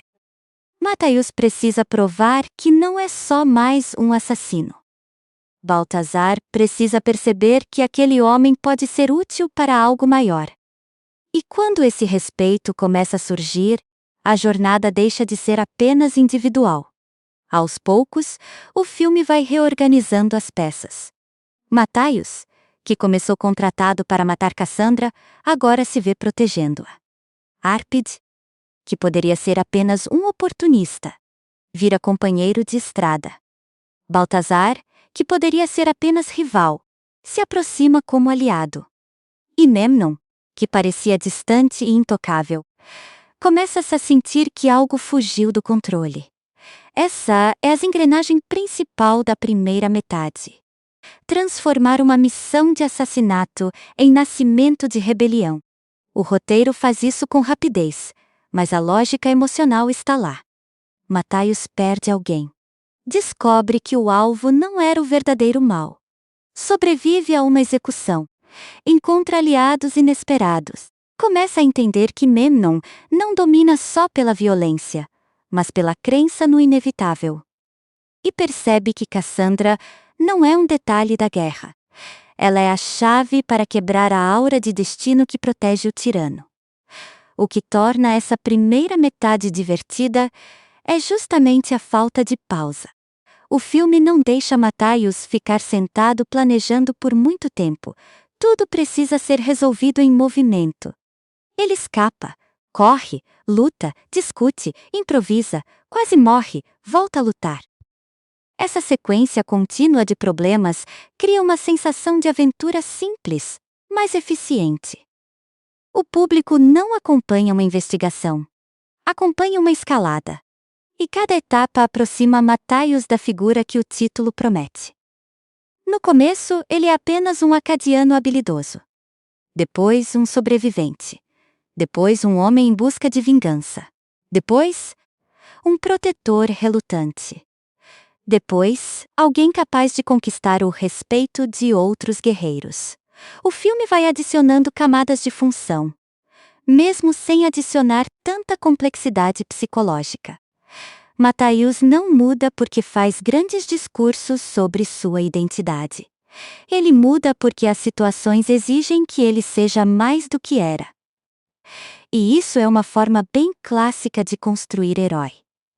Coloque o personagem em perigo, tire dele o conforto, force escolhas difíceis, faça-o encontrar pessoas que mudam sua perspectiva. E deixe que a ação revele quem ele pode se tornar. Na primeira metade de O Escorpião Rei, essa transformação ainda não está completa. Matthaios ainda é mais guerreiro do que líder. Ainda age muito por impulso, ainda está preso à vingança. Ainda não entende totalmente o peso simbólico que pode ter para os povos dominados por Memnon. Mas as sementes estão plantadas. Cassandra já mudou a missão. Baltazar já abriu a possibilidade de aliança. Árpide já trouxe uma humanidade torta para a jornada. E Memnon já deixou de ser um inimigo distante para virar destino pessoal. O que vem depois é a parte mais importante. Matthaios precisa deixar de ser o homem que enfrenta Memnon por dor própria e se tornar o homem que enfrenta Memnon por todos. Porque matar um tirano pode ser vingança. Mas derrubar o medo que sustenta esse tirano, isso é o começo de um rei. Quando o Escorpião Rei entra na segunda metade, a história deixa de ser apenas sobre sobreviver. Até aqui, Matthaios passou por traição, perda, quase morte no deserto, encontros inesperados e uma missão que mudou completamente de sentido. Ele começou tentando matar Cassandra. Depois entendeu que ela era prisioneira de Memnon. Depois percebeu que tirar Cassandra do controle do vilão era muito mais poderoso do que cumprir a missão original. Mas existe uma diferença enorme entre atrapalhar um tirano e derrubar um tirano. E é essa diferença que a segunda metade do filme começa a enfrentar. Memnon ainda tem exército. Ainda tem cidade. Ainda tem poder político. Ainda tem reputação. E reputação nesse mundo talvez seja mais perigosa do que qualquer arma. Porque as pessoas não têm medo apenas do que Memnon faz. Elas têm medo do que acreditam que ele sabe. Ele venceu tantas vezes, antecipou tantos movimentos, esmagou tanta resistência, que sua figura virou quase uma profecia andando. Como se lutar contra ele fosse desafiar o próprio destino. Por isso, Matthaios não precisa apenas vencer uma batalha. Ele precisa quebrar uma crença. E esse é o ponto mais interessante do filme Por Baixo da Aventura. O Escorpião Rei é uma história sobre a diferença entre poder real e poder percebido. Memnon é forte, sem dúvida. Ele tem soldados, estratégia e crueldade. Mas boa parte de sua dominação vem da imagem de invencibilidade. Enquanto todos acreditam que ele sempre sabe o que vai acontecer, ninguém luta com o coração inteiro. A derrota vira hábito antes mesmo de acontecer. Matthaios, por outro lado, é perigoso justamente porque age fora dessa lógica. Ele não é alguém que controla o futuro. Ele não tem visão sobrenatural. Não tem império. Não tem palácio. Não tem exército no começo da jornada. O que ele tem é uma recusa quase teimosa de aceitar que o futuro pertence a Memnon. E, em um filme simples como esse, essa teimosia é praticamente heroísmo. Cassandra fica no meio dessa disputa. Ela é a prova viva de que o futuro pode ser visto, mas também é a prova de que ver o futuro não significa possuir o futuro. Memnon trata as visões dela como garantia. Matthaios, aos poucos, trata Cassandra como pessoa. Essa diferença muda tudo. Para Memnon, ela é ferramenta. Para Matthaios, ela começa como alvo, vira responsabilidade, depois parceira, depois alguém cuja liberdade tem peso próprio. O romance entre os dois segue a lógica clássica de aventura. Nasce no conflito, cresce na provocação, se fortalece no perigo. Não é um romance construído com longas conversas íntimas ou grandes declarações dramáticas. É mais físico, mais rápido, mais de olhar, risco e confiança forçada. Mas dentro do tom do filme, funciona porque os dois representam forças opostas que se atraem. Cassandra viveu tempo demais cercada por previsões, controle e destino. Matthaios vive como se destino fosse apenas uma palavra bonita para assustar gente cansada. Isso dá à relação um sentido temático. Ele ensina a ela que ainda existe escolha. Ela ensina a ele que força sem compreensão pode virar só brutalidade. E juntos eles começam a desmontar a principal mentira de Memnon: a ideia de que ele é inevitável. A segunda metade também desenvolve melhor a passagem de Matthaios de guerreiro isolado para líder. Isso não acontece porque alguém simplesmente entrega uma coroa para ele. A liderança vem pelo reconhecimento. Baltazar e outros personagens não seguem Matthaios porque ele tem sangue real. Seguem porque viram sua coragem, sua resistência e sua capacidade de enfrentar aquilo que todos temiam. Em um mundo em que a autoridade de Memnon nasce do medo, a autoridade de Matthaios começa a nascer da esperança. Essa oposição é simples, mas funciona muito bem. Memnon governa fazendo as pessoas se sentirem pequenas. Matthaios lidera fazendo as pessoas lembrarem que ainda podem agir. Memnon usa Cassandra para controlar possibilidades. Matthaios liberta Cassandra. E com isso, abre espaço para o inesperado. Memnon acredita que poder é possuir o futuro.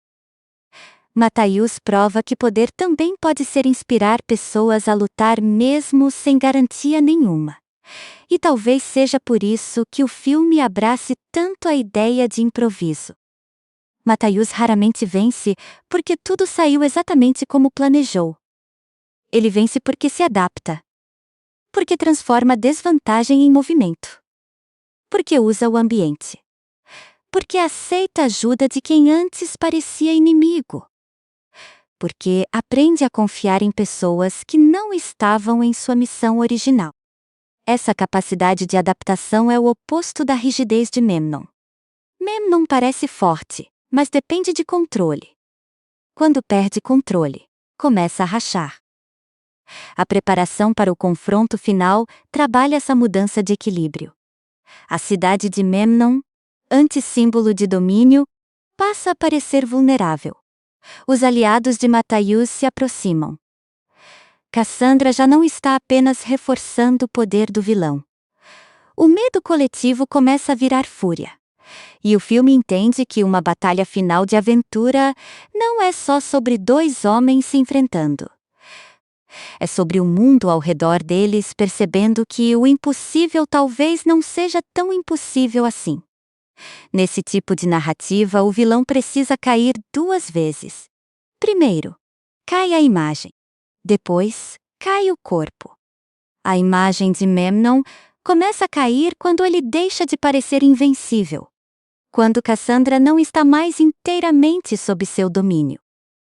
Quando Matthaius sobrevive ao que deveria matá-lo. Quando pessoas que antes fugiriam começam a resistir. Quando a profecia deixa de ser uma muralha e vira uma dúvida. A queda física, no duelo, é apenas a consequência visível de uma derrota, que já estava acontecendo no imaginário dos personagens. O confronto entre Matthaius e Memnon carrega aquele prazer básico do cinema de aventura. O herói e o vilão finalmente frente a frente, sem intermediários.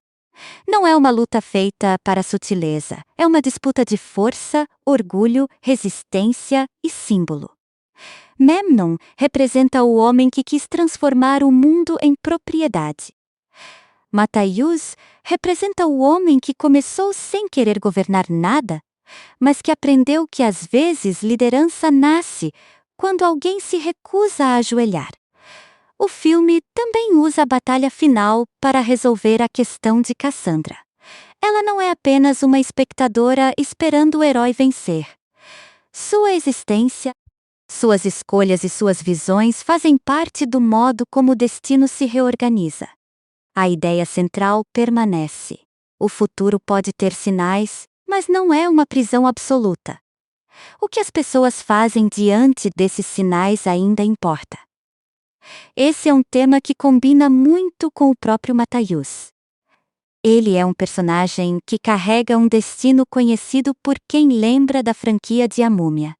Mas este filme escolhe olhar para ele antes da sombra.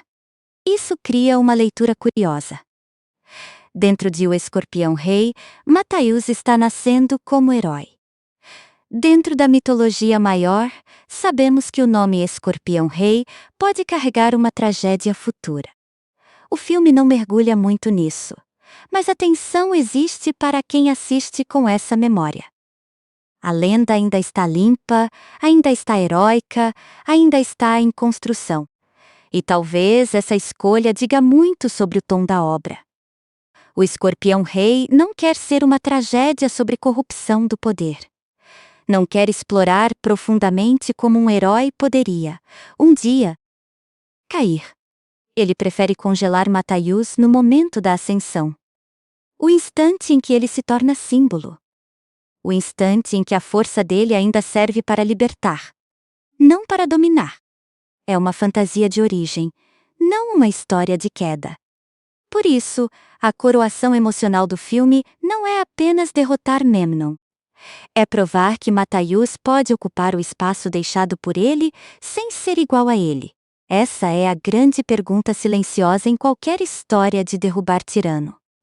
Depois que o monstro cai, quem assume o vazio? Se o herói só sabe lutar, talvez a vitória não baste. Ele precisa demonstrar que aprendeu algo além da violência. O filme resolve isso de maneira simples, quase de conto popular. Matthaius conquista respeito, vence o vilão, une aliados e assume o papel de rei. Não há longos debates sobre governo, diplomacia ou reconstrução. A lógica é mítica. Ele provou valor no campo da ação, então está pronto para liderar. Pode ser simplista, claro, mas dentro do gênero, faz sentido. O rei não nasce de burocracia, nasce de prova. E essa palavra, prova, é essencial para entender o filme. A primeira prova é física, sobreviver. A segunda é moral. Não matar Cassandra quando percebe que ela não é o verdadeiro mal. A terceira é emocional. Transformar vingança em causa.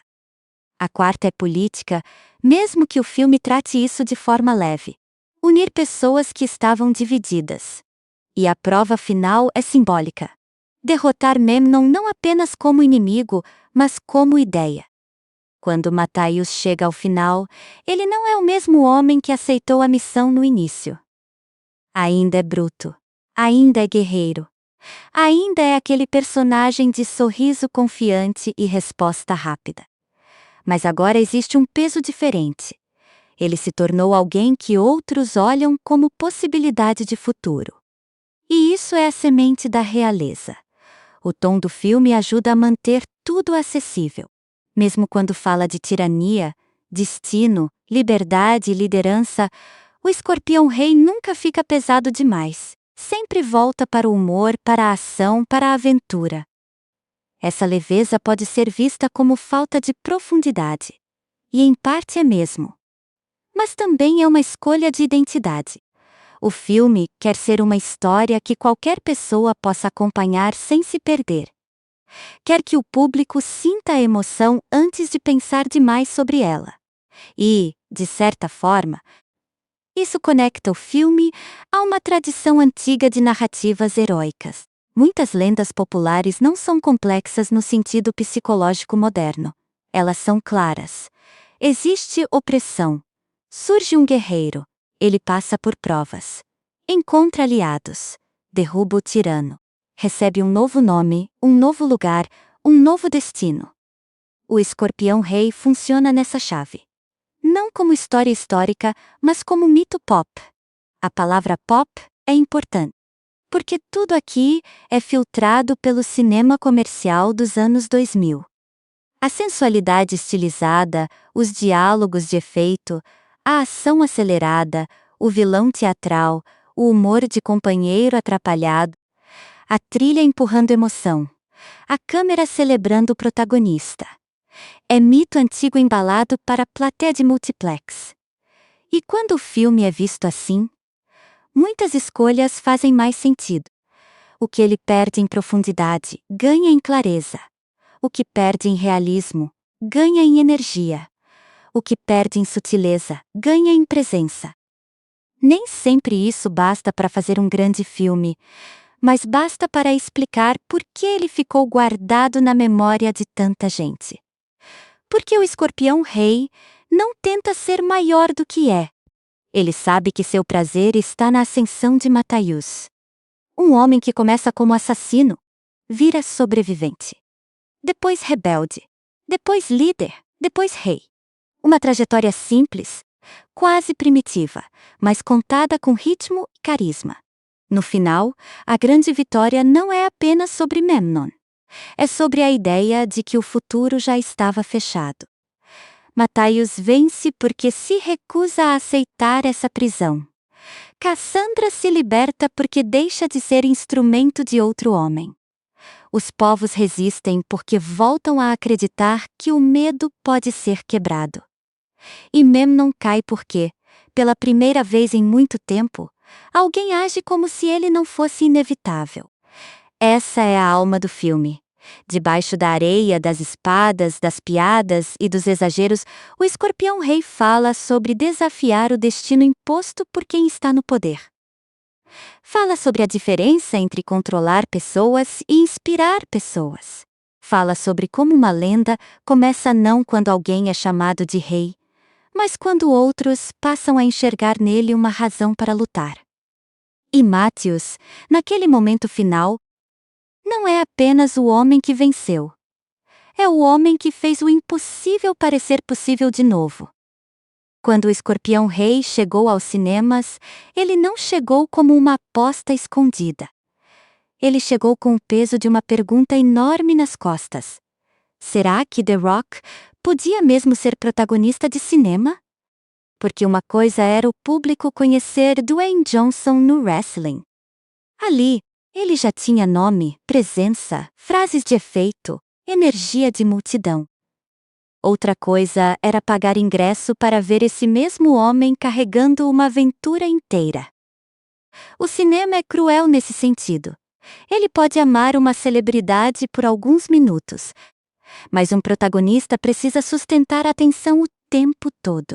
Precisa funcionar no pôster, no trailer, na cena de ação, na cena de humor, na cena romântica, no silêncio entre uma fala e outra.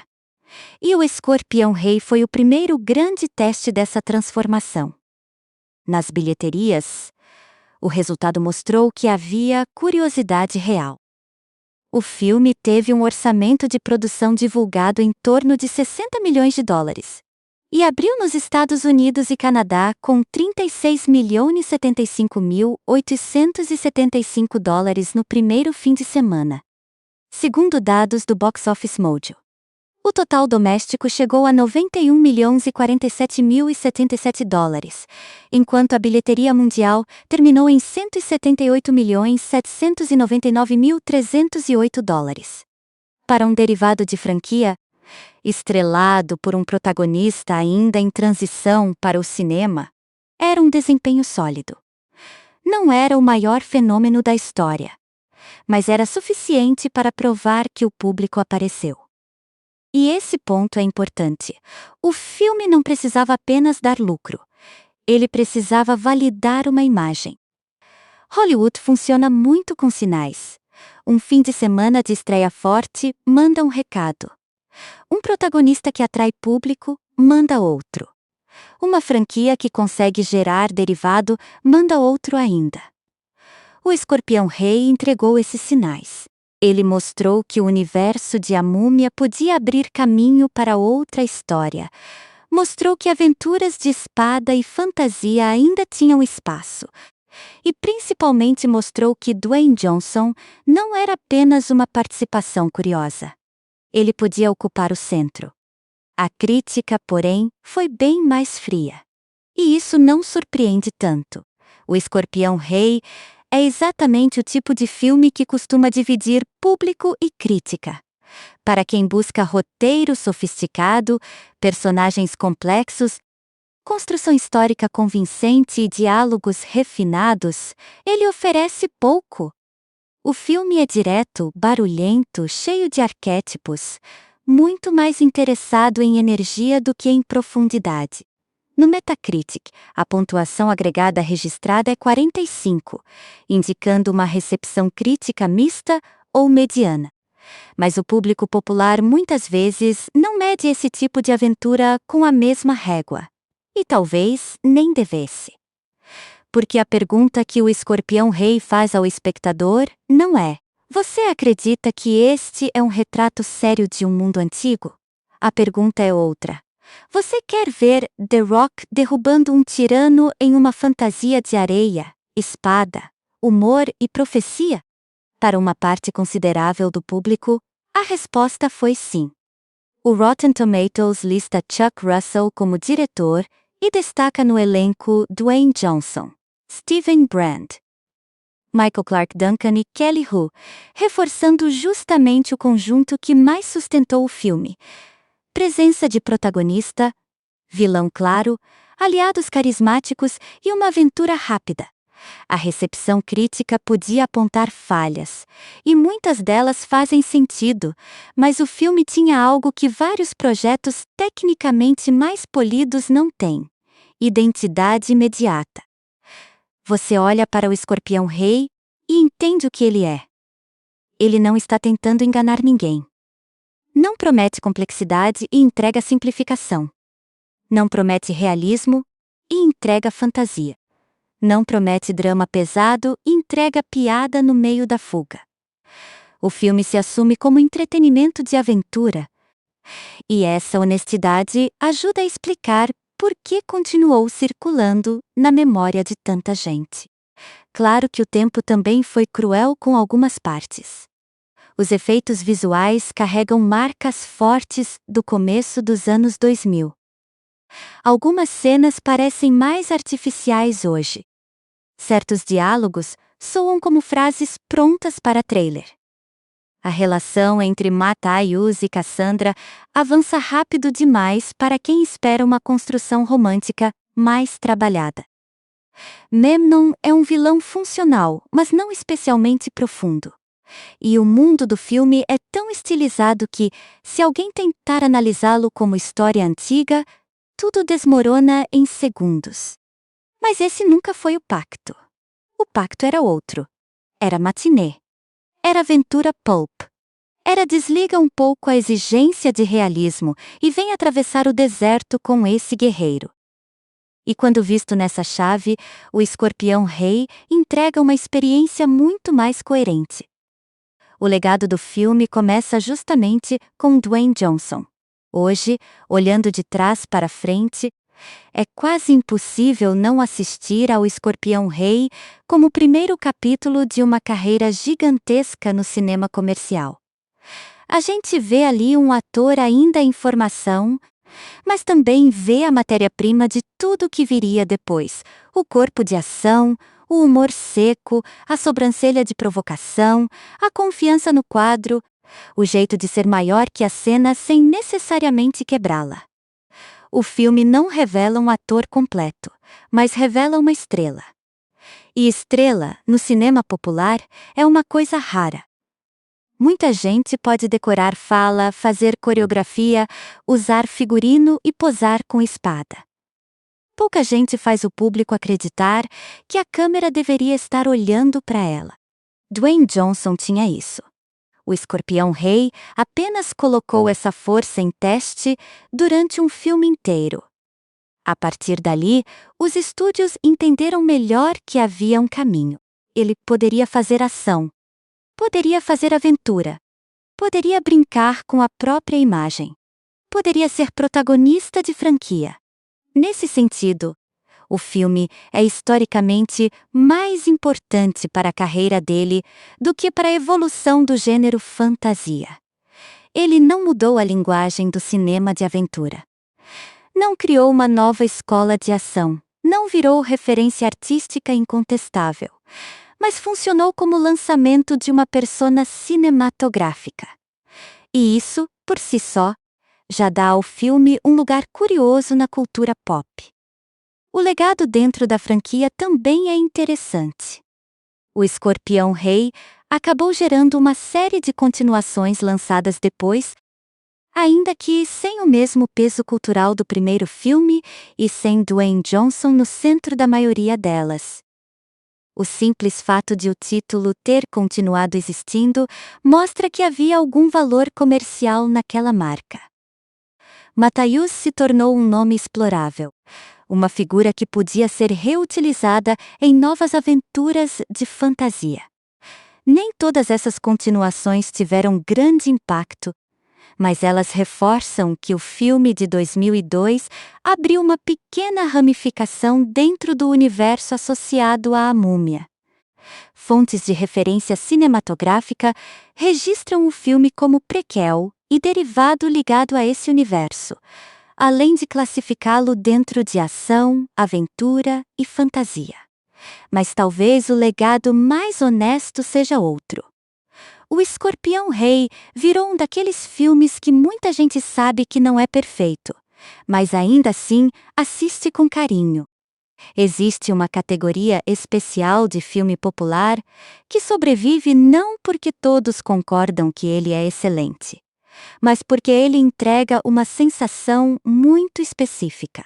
Você sabe o tipo de diversão que vai encontrar. Você sabe que não será desafiado demais. Você sabe que algumas cenas serão exageradas, que o vilão será teatral, que a lógica será flexível, que o herói vai escapar de coisas absurdas. E mesmo assim, ou justamente por isso, continua funcionando como conforto. O Escorpião Rei pertence a essa categoria. Ele é curto, direto, fácil de assistir. Não fica montando barreiras para o público entrar. Em poucos minutos, você entende quem é o vilão, quem é o herói, qual é o problema e por que a aventura precisa acontecer.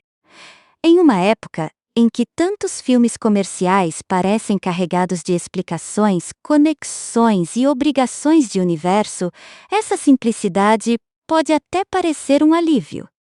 O filme não pede dever de casa, só pede disposição para aceitar o exagero. E o exagero está em tudo.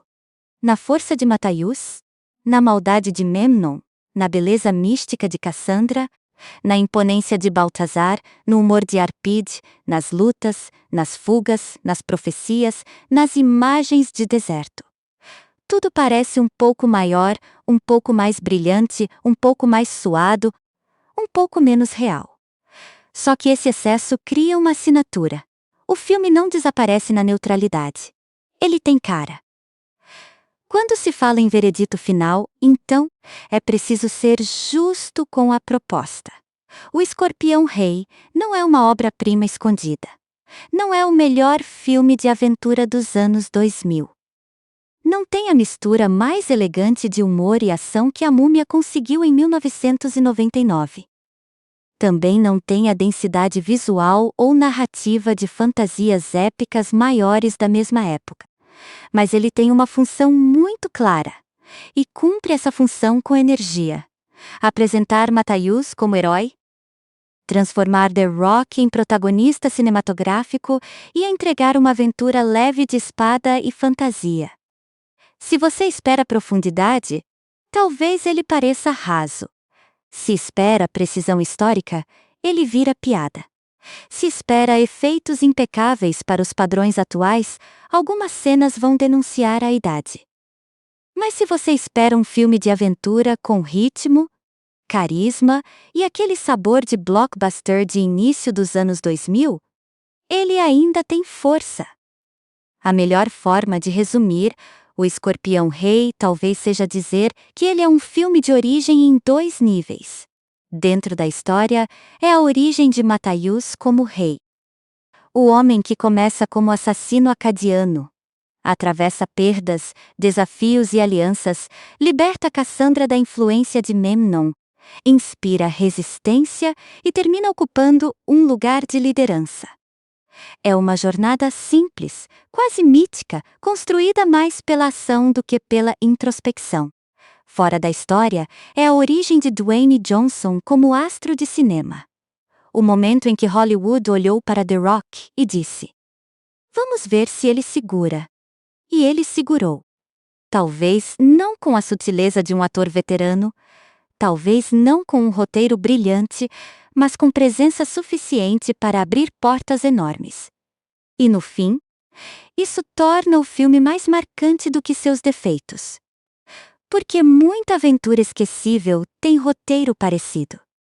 Muito filme de fantasia tem vilão conquistador, guerreiro rebelde, romance rápido e batalha final. O que faz O Escorpião Rei ficar na cabeça é a combinação do momento certo com a pessoa certa. Dwayne Johnson estava pronto para ser testado. O público estava disposto a ver. O gênero aceitava exagero. A franquia de A Múmia dava impulso. E o resultado foi um filme que talvez nunca tenha sido grande cinema, mas foi um grande passo. Um passo no deserto, com espada na mão, sorriso confiante e a câmera descobrindo aos poucos que aquele guerreiro não era só personagem. Era o começo de uma estrela. E é por isso que, mesmo com diálogos simples, efeitos datados e uma história que cabe perfeitamente na palma da mão, O Escorpião Rei ainda merece ser lembrado. Não porque mudou tudo no cinema de fantasia, mas porque capturou um nascimento. O nascimento de Matthäus como lenda dentro da tela. E o nascimento de Dwayne Johnson como força cinematográfica fora dela. No final, talvez essa seja a verdadeira coroa do filme. Não a coroa de um reino antigo, nem a vitória contra Memnon, nem o título que transforma um guerreiro em rei. Mas o fato de que, 2 décadas depois, ainda olhamos para essa aventura e conseguimos enxergar o exato instante em que Hollywood percebeu que The Rock podia comandar muito mais do que uma arena. Ele podia comandar a tela.